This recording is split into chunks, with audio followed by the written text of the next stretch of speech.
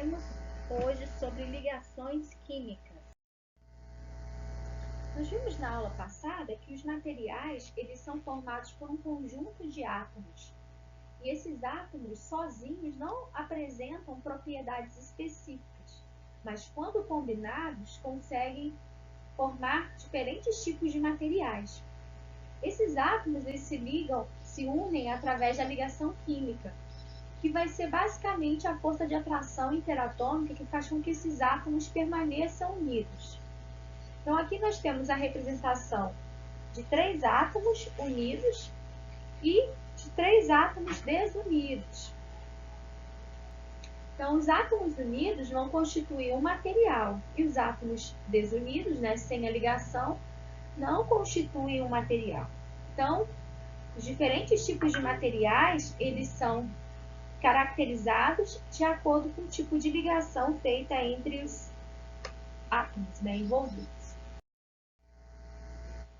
Essas ligações químicas ou forças intermoleculares, elas vão ser importantes para a caracterização e a determinação das propriedades dos diferentes tipos de materiais. A ligação química, ela pode ser definida como uma força de atração que mantém 2 ou mais átomos unidos. E ela é feita com a finalidade de redução da energia, ou seja, feita com a finalidade de se adquirir a estabilidade eletrônica dos átomos isolados. Essas ligações elas podem ser divididas entre primárias e secundárias, onde as ligações primárias são divididas em iônicas, covalentes e metálicas. A ligação iônica é a ligação realizada pela transferência de elétrons de um metal para um não metal. Os metais são reativos, eles são mais eletropositivos, apresentam uma tendência maior em perder os seus elétrons, e o não metal são mais eletronegativos, eles apresentam essa tendência de atrair elétrons. Então, a ligação iônica é feita com essa combinação.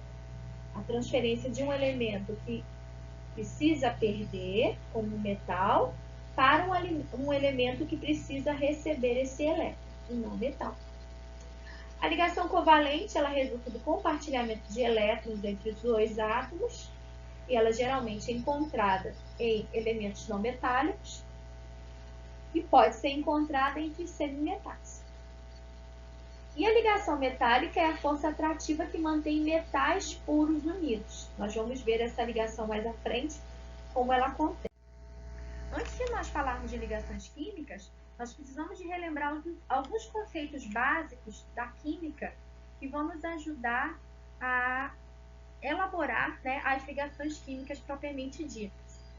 Então, vamos lembrar dos conceitos de atomísticas, onde no conceito de atomística nós temos o átomo constituído basicamente de prótons, de um núcleo, onde nesse núcleo são presentes os prótons e os nêutrons, ok? E eletrosfera, onde na eletrosfera são localizados os elétrons. Observe que existem várias camadas que circundam o núcleo de um átomo. Nessas camadas se localizam elétrons, onde cada camada é reconhecida como um nível energético, tá? À medida que se aumenta o nível energético, aumenta o nível de energia, aumenta a quantidade de energia de cada elétron presente dentro dessa estrutura atômica. Então, quanto mais distante for a camada energética, o nível energético, mais energético ele será, ok? Então, nós temos aqui a representação de 7 camadas eletrônicas ou 7 níveis energéticos, onde cada nível energético comporta uma quantidade específica de elétrons. Também precisamos relembrar do conceito de subníveis de energia, onde esses subníveis vão estar localizados nos níveis energéticos. Cada subnível comporta uma quantidade também específica de elétrons. Existem, então, conhecidos 4 subníveis energéticos: o subnível S, o subnível P, o subnível D e o subnível F. No subnível D, a quantidade máxima são 2 elétrons. No subnível P, a quantidade máxima são 6 elétrons. No S, 10. E no F, 14 elétrons. Então, cada nível energético que comporta uma quantidade específica de elétrons também vai ter uma quantidade específica de subníveis energéticos. Por exemplo, na camada K, que é mais próxima ao núcleo, como o número máximo de elétrons são 2 elétrons, então o único subnível energético presente nele é o subnível S, que comporta apenas 2 elétrons, tá? Agora, no nível M, né, na camada M, que comporta 18 elétrons, nós temos então a presença, né, dos 3 subníveis energéticos. Então, terceiro nível, temos então 3S, que comporta 2, 3P, que comportam 6, e 3D, que comportam 10. E assim vai, né, essa distribuição varia de acordo com o número de elétrons presentes nos níveis eletrônicos, tá? Essa organização, ela foi feita por um cientista chamado Linus Pauling, que conseguiu fazer uma distribuição eletrônica seguindo essa ordem para definir as propriedades químicas, elétricas, né, e fisicoquímicas, na verdade, dos átomos existentes, né, na natureza.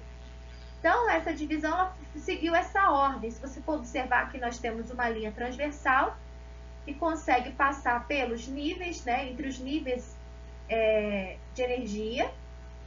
E essa sequência dessas camadas vai definir a distribuição eletrônica dos elementos. Então, por exemplo, vou colocar aqui o elemento sódio. O elemento sódio apresenta 11 elétrons na sua camada na sua estrutura atômica. Então, se eu fizer uma distribuição de acordo com essa definição do Linus Pauling, eu vou seguir essa sequência, ó. 1s2, subo 2s2, subo 2p, 3s e vou subindo e descendo. Então, seguindo a lógica, eu preciso ter 11 elétrons aqui nessa distribuição. Então, seguindo a sequência, 1s, que comportam 2 elétrons.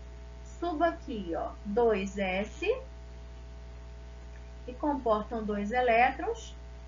Subo novamente, 2p, que comportam 6 elétrons, né? Que tá aqui. Só que agora eu tenho, ó, 2 mais 2, 4, com 6, 10. Falta 1 elétron. Então, desci aqui 3s. 3s que comportam 2.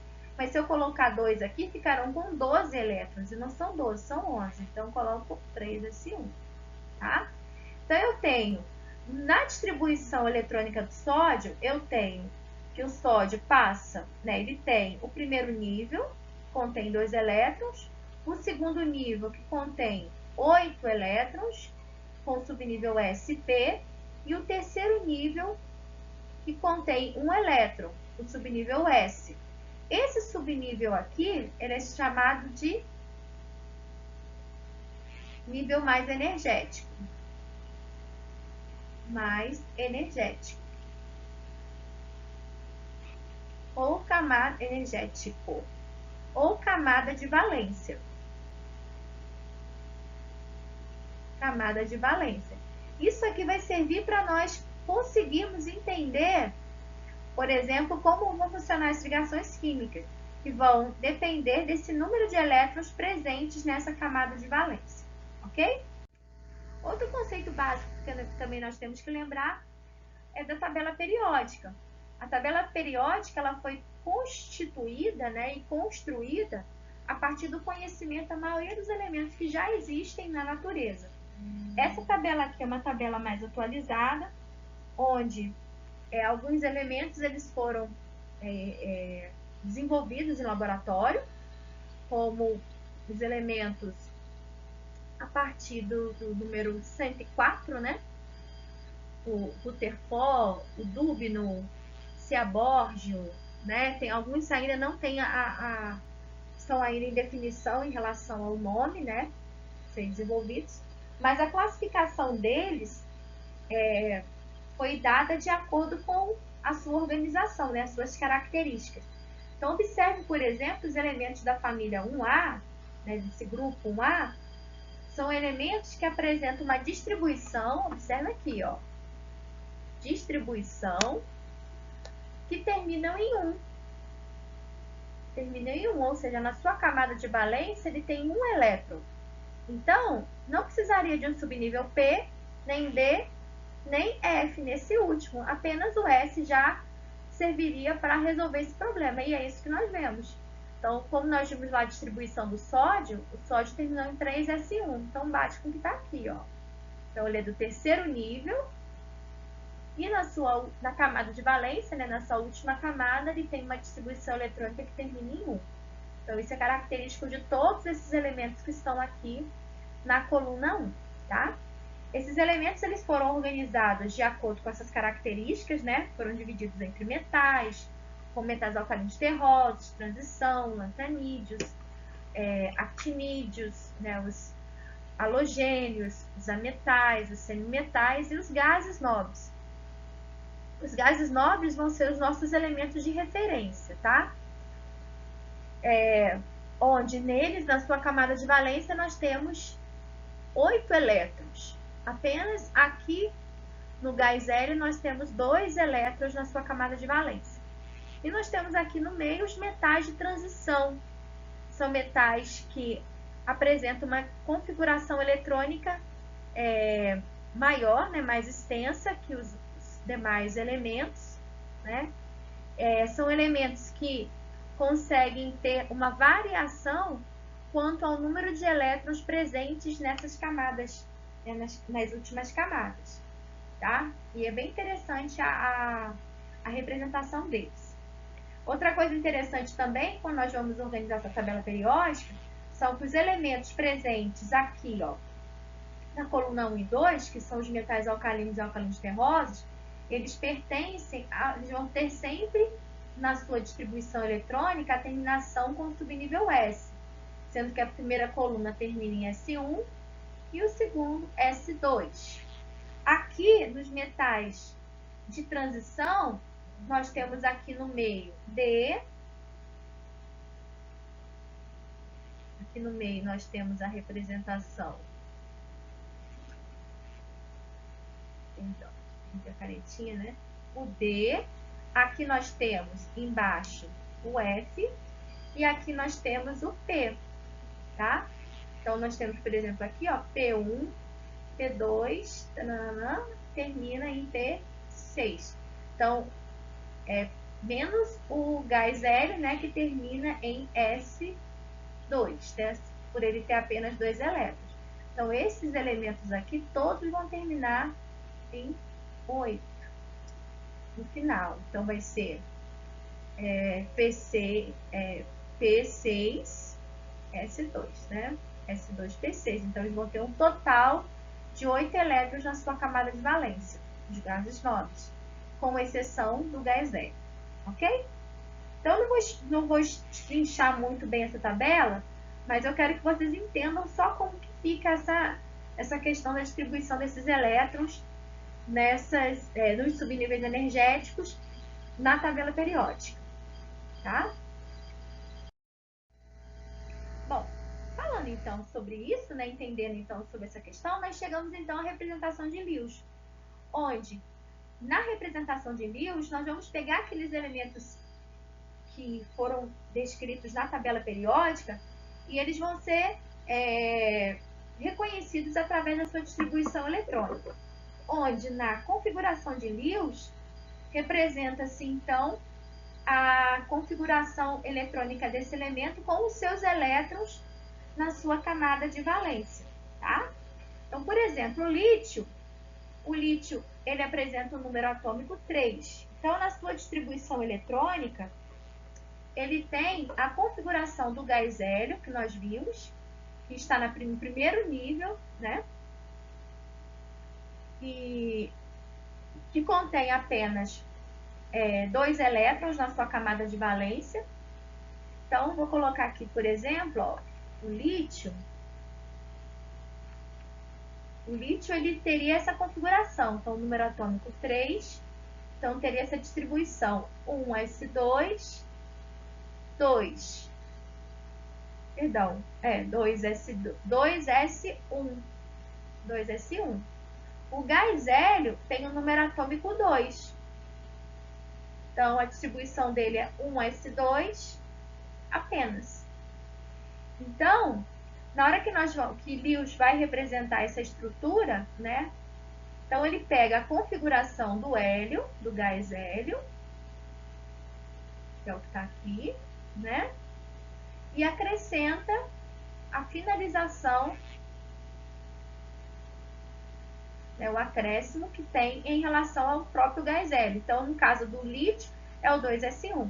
Então, esse 2s1, o 2s1 é localizado o último elétron, na última camada, né, na camada de valência desse lítio. Então, como a última camada dele é 2 e nessa camada só existe um elétron, então, na representação de Lewis, esse elétron vai ser representado. Então, o lítio com um elétron na camada de valência. Então, isso são feitos para os demais elementos, né? Então, no caso aqui, ó, o carbono, ele tem 4 na sua camada de valência. Então, os 4 elétrons são representados aqui.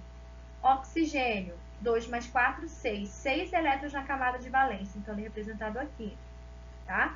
E os demais elementos da mesma forma, tá?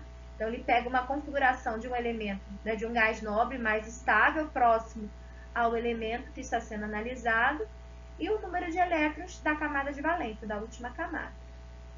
Ok? É importante que nós falemos também sobre a regra do octeto. E essa regra se baseia na tendência dos átomos ganharem, perderem ou compartilhar os elétrons até que eles estejam rodeados por até 8 elétrons de valência, tá? Que equivalem a 4 pares de elétrons. A ligação química ela vai acontecer com a formação desses pares de elétrons, tá? Então, é importante que um elemento, para ser estável, ele tenha a formação, né, tem essa tendência, né, a conseguir essa quantidade de elétrons para chegar à sua estabilidade. E os gases nobres são elementos químicos que apresentam essa configuração. Eles apresentam 8 elétrons na sua camada de valência. Existem algumas exceções a essa regra do octeto. E uma delas está relacionada com os ametais, onde esses ametais, a partir do terceiro nível energético, eles podem sofrer uma expansão do octeto. Eles têm na sua distribuição eletrônica orbitais vazios, no caso, orbital D vazio. Então, se por acaso existirem alguns elétrons extras, né, alguns elétrons que estejam presentes em algum tipo de ligação, esses elétrons eles podem ocupar esses orbitais vazios, tá? Então, por exemplo, o enxofre ele possui 16 elétrons, né? 16 prótons igual a 16 elétrons. Na sua configuração eletrônica, ele vai até 3p4. Mas como no terceiro nível de energia nós temos até o 3D, né? Nós temos então o orbital D vazio. Então, os elétrons eles poderiam estar também ocupando lá o orbital D. Então, isso poderia trazer, né, alguma alteração nessa regra do octeto, para gerar essa estabilidade no terceiro nível, ok? Mas nós baseamos as ligações basicamente na regra do octeto. Aqui nós temos a configuração representada lá por Linus Pauling, que mostra como que é feita, né, essa distribuição eletrônica, tá? Ali nós temos para o enxofre e para o fósforo, ok? Bom, podemos falar então agora sobre as ligações químicas, né? A primeira ligação é a ligação iônica. Então, eu fiz uma pergunta aqui, ó. Inferimos que o NaCl é mais estável do que os elementos que o constituem. Por quê? Então, o sódio perdeu um elétron para se transformar em sódio mais. E o cloro ganhou um elétron para se transformar em cloro menos. Bom, se acontece isso, o sódio mais, ele vai agora ter a configuração eletrônica do gás neônio, onde esse gás neônio lá está na família 8A, né, na última coluna. E para que ele tenha essa mesma configuração, né, o sódio tem essa mesma configuração do gás neônio, é necessário que ele perca um elétron. cloro? O cloro, ele tem um número atômico 17. O argônio tem a configuração, tem um número atômico 18. Para que o cloro chegue à configuração do argônio, é necessário que ele ganhe um elétron. Então, olha que interessante. O sódio precisa perder um elétron para chegar à configuração eletrônica do neônio. E o cloro precisa receber um elétron para ter a configuração eletrônica do argônio. E vamos lembrar que, pela regra do octeto, a estabilidade eletrônica se dá com 8 elétrons na camada de valência. Então, os gases nobres apresentam essa configuração. Então, para que haja essa estabilidade entre esses elementos, é necessário que um perca e o outro ganhe. Então, para que haja essa combinação, para chegar a essa estabilidade eletrônica, nós temos, então, a ligação iônica, que vai ser a combinação de um elemento que cede o seu elétron para chegar à estabilidade eletrônica de um gás e de um ânion, né, de um ametal, né, ou de um elemento que precisa receber esse elétron para chegar à configuração eletrônica de um gás nobre.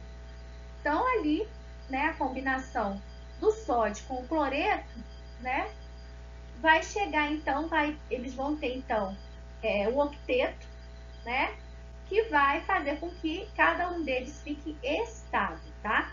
Então, a estrutura NaCl é uma estrutura estável, porque vai permitir, então, essa estabilidade eletrônica desses elementos que estão isolados, ok? Então, aqui eu tenho a representação dessa estrutura cristalina na forma tridimensional, onde os elementos em lilás representam o íon sódio e os elementos em verde representam, nessas esferas em verde, representam o íon cloro, né, que é chamado de cloreto, tá? A energia necessária para a formação desse cloreto de sódio, né, dessa ligação, ela é de menos 410,9 kJ, tá? Essa energia é uma energia necessária para a formação desse produto. Observe que é negativo, né? Essa energia é chamada de entalpia, tá? E quando essa entalpia tem um valor negativo, vamos lembrar que todo delta é o final menos o inicial, tá? Então, está dizendo o quê? E para chegar no final, com um valor negativo, é porque o meu valor inicial era maior que o final. Então, acontece uma liberação de energia, tá? Então, inicialmente, ele tinha uma energia maior, no final, ele tem uma energia menor. No delta, ele vai ter uma energia negativa. Então, esse tipo de reação é chamada de reação exotérmica, né? Tem um aquecimento para a formação desse cloreto de sódio. Então, essa estrutura é uma estrutura bem resistente, tá? E é uma ligação muito forte, tá? Entre um elemento que precisa doar e um elemento que precisa receber para chegar na sua estabilidade eletrônica. Então, aqui nós temos a representação, né, dessa ligação, utilizando o modelo de Lewis, onde o sódio transfere o seu elétron para o cloro, o sódio fica representado com uma carga positiva e o cloro fica com uma quantidade de 8 elétrons, né, com uma carga negativa, uma carga aparente negativa. Aqui também eu tenho a representação do cloreto de cálcio, onde o cálcio é da família 2A, ele apresenta 2 elétrons na sua camada de valência. Quando ele se liga ao cloro, como o cloro precisa apenas de um elétron, então, para cada cálcio são necessários 2 cloros. Então, nós temos aqui a representação de cálcio 2+, onde o cálcio perde seus 2 elétrons para chegar à sua estabilidade eletrônica, e o cloro precisa de 1, mas nessa equação, né, nós temos a utilização de 2 cloros, tá? Onde cada cloro recebe 1 elétron. Nós temos, então, aqui a representação, né, da configuração eletrônica de diferentes elementos químicos. Então, nós temos aqui, por exemplo, olha, o magnésio. O magnésio, ele apresenta a estrutura do neônio, né, a distribuição eletrônica do neônio com 3s2. Se eu tiver um Mg+, então ele tem perde um elétron, então ele não está estável. Se eu tiver um Mg2+, ele perde 2 elétrons e chega à estabilidade eletrônica do gás nobre neônio. Então, é necessário que ele perca os 2 elétrons que estão presentes lá na sua camada de valência para chegar à estabilidade eletrônica ou à configuração eletrônica do gás. A mesma coisa eu tenho lá para o cloro. Então, o cloro, a sua configuração eletrônica, na sua configuração, a sua camada de valência termina em 3s2, 3p5. Então, são 7 elétrons na sua camada de valência. Para chegar a 8, ele precisa de 1. Então, chegando a 1, ele tem, então, a configuração eletrônica do argônio, que é estável. Nós temos também a ligação iônica que ocorre com os íons de metais de transição, onde nós temos que ter em mente que esses elementos presentes nessa região que engloba esses metais de transição, a energia de rede compensa a perda de até 3 elétrons, tá? E esses elétrons que vão ser perdidos, eles vão sair desses orbitais em ordem decrescente de nível energético. Então, se eu tenho uma distribuição eletrônica seguindo aquela sequência de Linus Pauling, o 4s2, por exemplo, ele vai aparecer antes do 3d10 na distribuição eletrônica. Então, esses elétrons vão sair do 4º nível. Agora, por exemplo, se eu tivesse lá a distribuição eletrônica do enxofre, o enxofre nós vimos que ele vai de 1s2 a 3p, né, 3p3.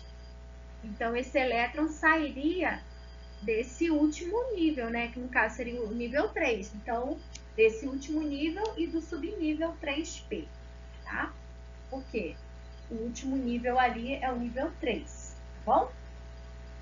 Os íons poliatômicos também existem, né, onde eles são formados através da ligação de elementos ametálicos, né, formando entre si ligações covalentes, porém juntos eles formam uma carga global. Por exemplo, o íon sulfato, que tem uma carga total de -2, e o íon nitrato, que tem uma carga total de -1. Então, essa carga total ela é formada pelo somatório de cargas presentes nesses elementos. Então, essa combinação dessa carga, esse excesso de elétrons, né, nesse caso, desse íon que tem uma carga -2, ele vai se ligar a um elemento que precisa doar, né, esse elétron para se estabilizar eletronicamente, certo? Então, o positivo vai combinar com o negativo.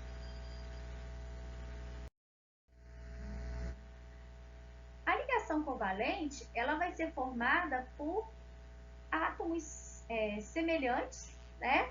Ou átomos que precisam receber, né, esses elétrons. Então, quando 2 átomos similares se ligam, nenhum deles quer perder ou ganhar elétrons, para poder formar o octeto, eles formam então esse tipo de ligação, onde eles compartilham os elétrons que têm. Então, isso pode acontecer entre elementos iguais ou entre elementos diferentes, que apresentem a mesma tendência, tá? Então, aqui eu tenho como exemplo o hidrogênio.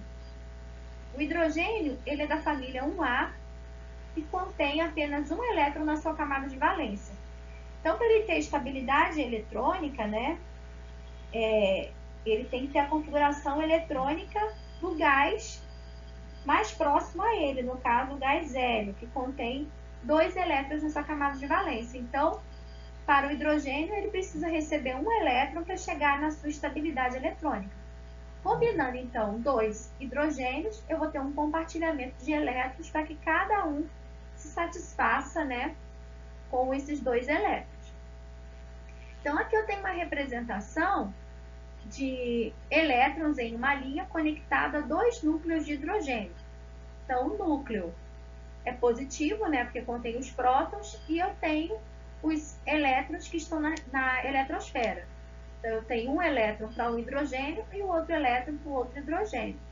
Então, existe uma atração entre o elétron e o núcleo e existe uma repulsão entre as cargas que são iguais, tá? Então, esse compartilhamento dos elétrons que vai fazer com que esses elementos, né, se ligam. E observe aqui, aqui a nossa representação esquemática em B, que mostra como que ele vai se representar. Então, eu tenho aqui os núcleos bem separados por causa da repulsão entre as cargas que são iguais. E aqui no entorno, eu tenho os elétrons. Observe que a concentração mais escura é onde acontece a atração, tá? E aqui no meio acontece a repulsão entre eles. Aqui também eu tenho a representação deles, né? Eu tenho o hidrogênio. Então, à medida que eles se aproximam, as cargas que são iguais tentam se afastar, né? E as diferentes tendem a se aproximar. Então, eu tenho essa representação da ligação entre dois átomos de hidrogênio, tá? Aqui também tenho uma representação de um gráfico que mostra a mudança na energia potencial desses dois elementos, né, se ligando. Então, observe que a distância de separação entre eles, à medida que eles vão diminuindo essa distância de separação, a energia que causa a repulsão nuclear, ela vai diminuindo à medida que eu aumento essa distância, até chegar a um limite, onde a molécula vai adquirir uma certa estabilidade, tá? E à medida que ela vai se afastando, eu preciso ter uma energia para manter esses átomos ligados, né, entre si. Então, ele chega até um limite, que vai ser a energia máxima, para tentar separar esses elementos, tá bom? Então, também consigo representar, através da estrutura de Lewis, as ligações entre esses elementos, né, que têm a tendência a receber esses elétrons. Então, nesse caso, eu tenho aqui dois elementos de cloro, onde esses elementos eles vão se ligar através do compartilhamento de elétrons. Então, um cloro contém 7, o outro também contém 7. Como eles precisam ter 8 elétrons, então cada um precisa receber um elétron. Então, eles vão compartilhar o que tem. Eu represento o par de elétrons aqui, né, através dessas duas bolinhas vermelhas, mostrando então a ligação covalente entre esses dois elementos.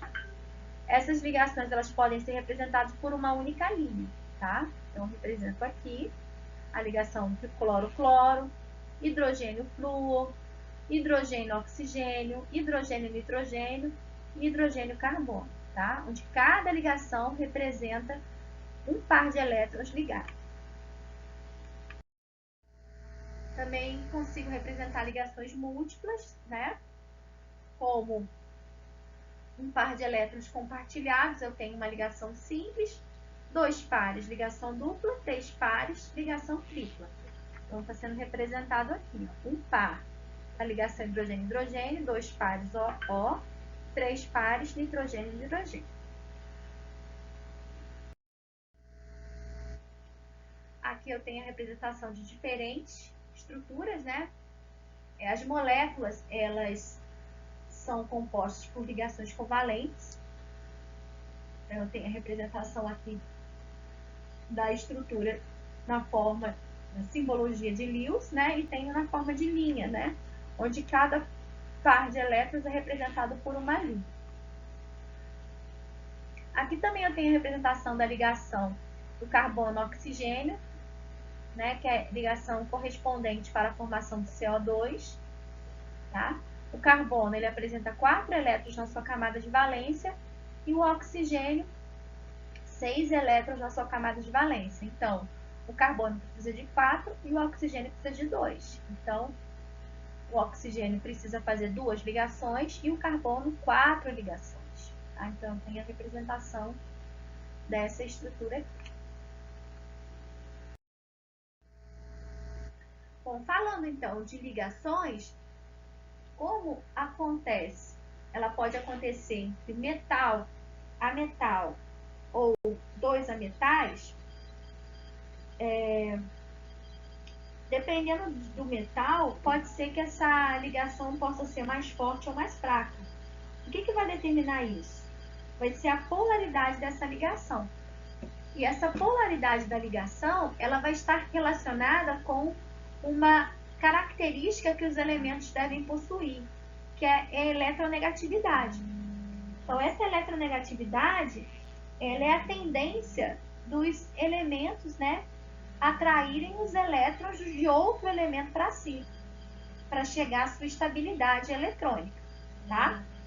Então, dependendo dessa diferença de eletronegatividade, a substância será polar ou apolar, certo?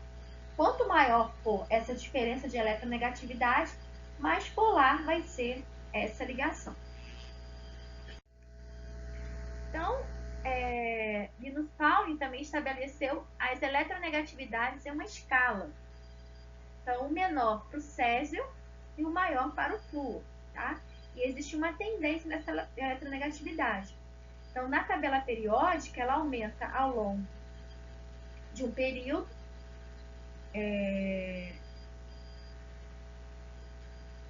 descendo em um grupo, tá? Então, olhando a tabela periódica, nós conseguimos observar que num grupo,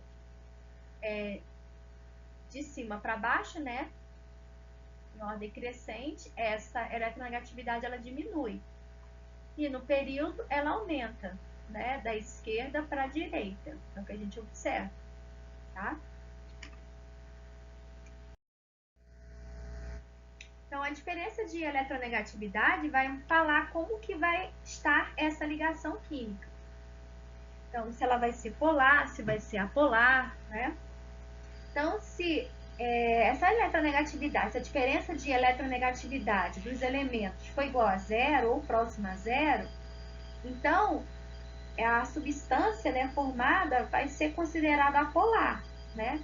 E isso é característico de ligação covalente para elementos que são iguais ou que apresentam uma diferença de eletronegatividade muito pequena.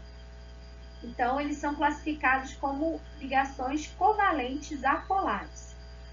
Quando essa diferença de eletronegatividade chega próxima a 0,1, então eu já consigo classificar essa ligação covalente como ligação covalente polar. Então, a substância apresenta uma certa polaridade. E quando ela é muito alta, né, nós consideramos, né, próximas a 2, ela resulta em características de elementos iônicos, porque os elementos que apresentam uma menor eletronegatividade são os metais, e a maior eletronegatividade os ametais, então essa diferença vai ser maior. Então, ligação de metal com ametal, ligação iônica, certo? Então, é importante nós relacionarmos isso, né? A polaridade com a eletronegatividade, tá certo? Então, quando eles são elementos iguais, não tem a polaridade. Então, aqui nós temos essa representação, né, entre eles. Tem dois elementos iguais, no caso, o flúor, né? Flúor, como lá o hidrogênio, hidrogênio. Então, os polos são iguais. Não existe uma diferença de eletronegatividade aqui, tá? Mostrando que vai ter uma concentração de carga negativa ou positiva para um lado. No HF, o hidrogênio tem uma eletronegatividade menor que o flúor, então o flúor vai atrair mais os elétrons do hidrogênio. Então, vai ter uma polaridade maior, né, aumentada para a região negativa, que é a região do flúor. Eles têm essa maior concentração no flúor. E do fluoreto de lítio, o lítio está abaixo do hidrogênio, ele tem a eletronegatividade menor que o hidrogênio. Então, essa diferença de eletronegatividade entre flúor e lítio vai ser maior que a diferença de eletronegatividade entre flúor e hidrogênio. Por isso é que eu observo, então, uma maior polarização para o lado do flúor, ok? Bom, falando falamos então de ligação iônica e ligação covalente. Agora falaremos da ligação metálica. A ligação metálica, esquematicamente, ela é representada através de um mar de elétrons de valência, né?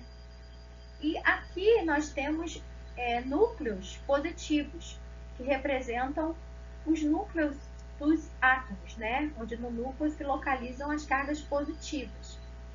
Então, aqui eles vão estar unidos entre si, numa forma cristalina, onde os elétrons eles vão circundar, né? Eles vão se movimentar no entorno, né, dos núcleos, tá? E é interessante esse tipo de ligação, porque isso vai permitir que esses elétrons eles tenham uma tendência de movimentação. Esses elementos eles também vão, com esse tipo de estrutura, esse tipo de ligação, vão fazer com que eles tenham propriedades que são peculiares a ele, como a condutividade elétrica e a condutividade térmica, tá? Isso é muito interessante para esses materiais que contêm ligações metálicas. Então, no caso dos metais, esses elementos metálicos, eles apresentam uma forte tendência a doar os elétrons da última camada. O que nós vimos lá, eles são mais eletropositivos. Quando esses átomos estão juntos no cristal, eles perdem os seus elétrons da última camada. Então, forma-se uma rede ordenada de íons positivos, mergulhada no mar de elétrons com um movimento aleatório. Então, a parte que é mais estável, né, a tendência dele é se combinar com outros elementos. Então, ficarão núcleos, né, positivos mergulhados no mar de elétrons, né, que presentes, né, nesses átomos. Essas ligações são formadas com átomos de baixa eletronegatividade, como nós vimos, né, que apresentam no máximo 3 elétrons de valência. Então, esses elétrons são divididos com todos os átomos. Então, observe que eles se dividem entre si, eles se movimentam ao longo dessa ligação, por isso eles estão livres para conduzir. Essa ligação ela não é direcional, porque os elétrons livres protegem o átomo que vai estar carregado positivamente, tá? Essa ligação também é uma ligação forte, que varia entre 25 a 200 quilocalorias por mol. Ok? Então, nós temos aqui o núcleo atômico, carregado positivamente, e os elétrons que se movimentam entre si. Os elétrons são os elétrons de valência. Nós vamos falar agora da ligação secundária, ou ligação de Van der Waals, ou interação de Van der Waals, né? São interações bem fracas comparadas com as ligações primárias. Esse tipo de ligação apresenta uma hora de 10 kJ por mol, é uma ligação bem fraca. É uma ligação virtual presente em algumas moléculas ou entre átomos e também pode estar presente, né, nas ligações primárias. O mecanismo dessas ligações é similar ao da ligação iônica, porém não existe transferência de elétrons.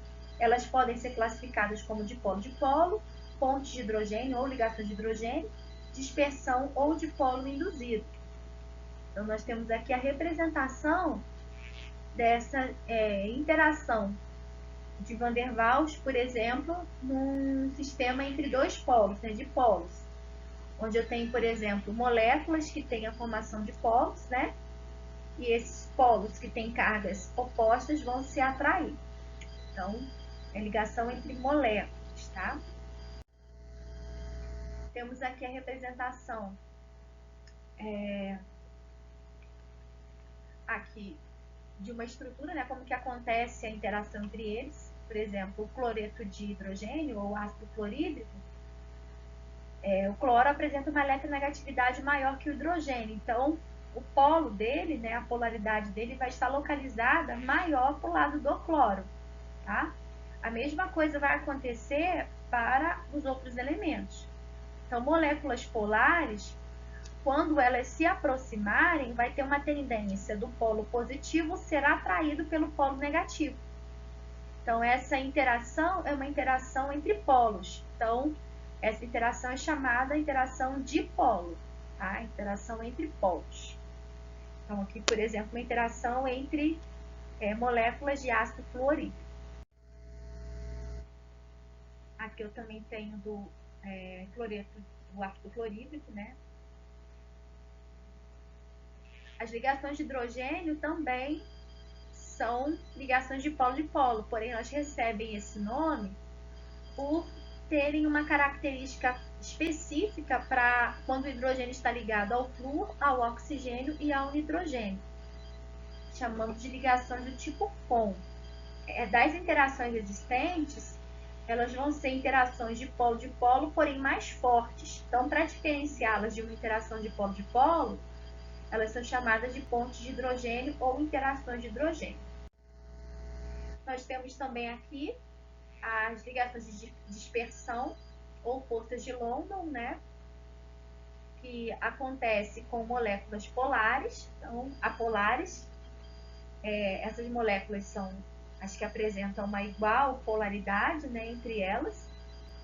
Então, o que vai acontecer entre elas? Então, vai ter uma tendência à aproximação, porém, essa interação vai ser muito mais fraca, porque como essas moléculas elas apresentam a mesma força, então é como se fosse um ímã tentando atrair, né, a parte negativa de um tentando atrair a parte positiva do outro.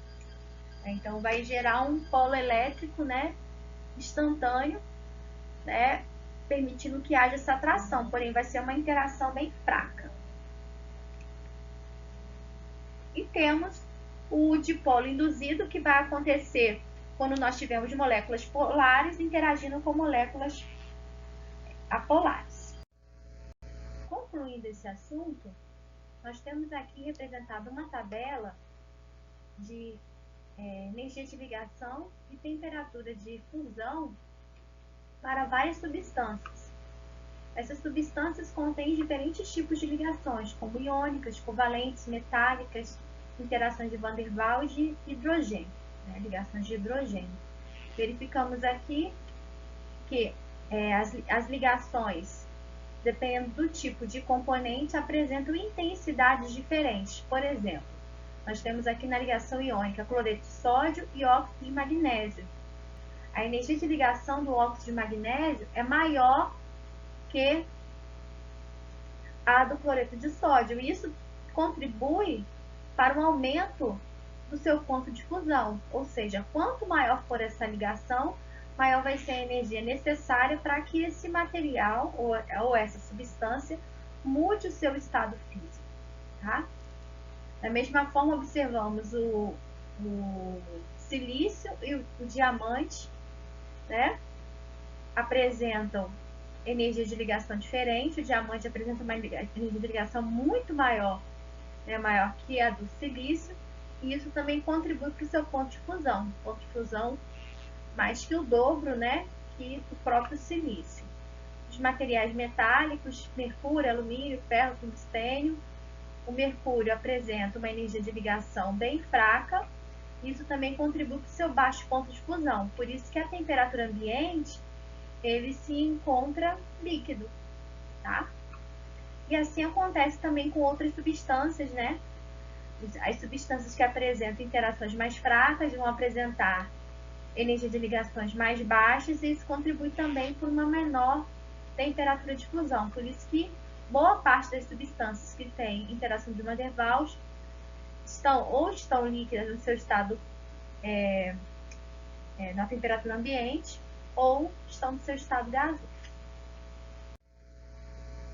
Então, sendo assim, os materiais podem ser classificados quanto ao tipo de ligação. Então, nós temos os metais, que apresentam na sua estrutura ligação metálica. Temos as cerâmicas, cuja estrutura, né, tem ligações puramente iônicas ou uma combinação de ligação iônica com covalente. Os polímeros, que apresentam ligação covalente com interação de Van der Waals. os compostos, que são a mistura, né, de materiais, e os materiais semicondutores, que vão ser materiais que podem ter características iônicas ou covalentes, vai depender muito do tipo de material utilizado. Eu posso ter um semicondutor cerâmico, um semicondutor polimérico, por exemplo. Ok? Então, dúvidas, levem para a próxima aula. Um abraço, gente. Tchau, tchau.